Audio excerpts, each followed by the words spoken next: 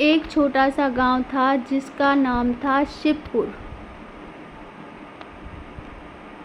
गांव जहां लोग जल्दी सो जाते और सूरज के साथ ही उठ जाते। लेकिन इस गांव में एक ऐसी जगह थी जहां हर कोई जाने से डरता था। पुराना अंधा कुआं।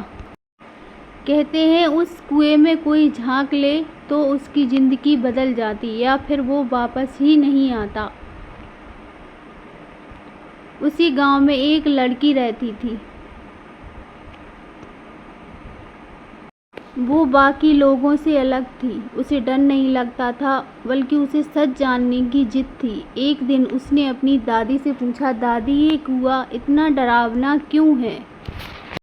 दादी ने गहरी सांस ली और बोली, बेटी सालों पहले उस कुएं में एक औरत ने अपने बच्चे के साथ छलांग लगा दी थी। तब से रात में वहां से आवाजें आती हैं। गौरी के मन में एक सवाल उठा। एक रात जब पूरा गांव सो गया, गौरी चुपके से उस कुएं के पास गई।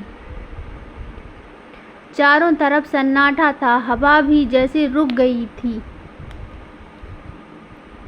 गौरी कुएं में झांकने लगी।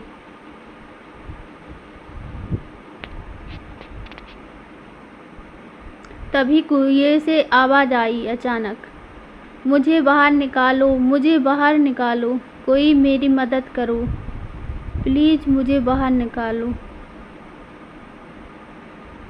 गौरी डर गई। वह बोली, कौन हो तुम? मैं फंसी हूँ यहाँ सालों से। कुएं से आवाज आई। गौरी ने फिर कहा, कौन हो तुम? फिर कुएं से आवाज आए, मैं फंसी हूँ यहाँ, मैं राधा हूँ। उस औरत ने कहा, मुझे धोखा दिया गया था और धोखे से इस कुएं में डाल दिया गया। मेरी मदद करो। इतना सुनकर गौरी के आंखों में आंसू आ गए और गौरी ने कहा, मैं तुम्हारी मदद जरूर करूंगी। राधा बोली, अगर तुम मेरा सच सबको बता दोगी तो शायद मुझे मुक्ति मिल जाएगी। गौरी ने हाँ कर दी। अगली सुबह गौरी गांव वालों के पास गई और बताने लगी, कल रात कुएं में एक औरत थी, वो वहां फंसी हुई है। गौरी का सब लोग मजाक उड़ाने लगे। कहाँ से लाती हो ये बातें? सब लोग हंसने लगे और गौरी को पागल समझने लगे। क्या पागल लड़की है? कुएं में भूत नहीं, सिर्फ मेंढक है। लोग मजाक उड़ाने लगे। तभी कुएं से एक धीमी आवाज आई अचानक, मुझे बाहर निकालो, मुझे बाहर निकालो।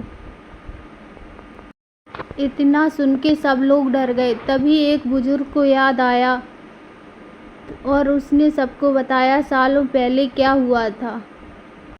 और वो बुजुर्ग बोलने लगे, हमने बहुत बड़ी गलती की गौरी, तुम्हारी आंखों और उस औरत पे भरोसा नहीं किया। गांव के सब बुजुर्गों ने जाकर कुएं के पास अपनी गलती की माफी मांगी और गौरी की हिम्मत की दाद दी। उस रात गौरी फिर से उस कुएं के पास गई। तब राधा मुस्कुरा रही थी और उसने गौरी को धन्यवाद दिया। इस कहानी से हमें यह सीख मिलती है कि किसी के बारे में बिना सोचे समझे कोई फैसला मत लो।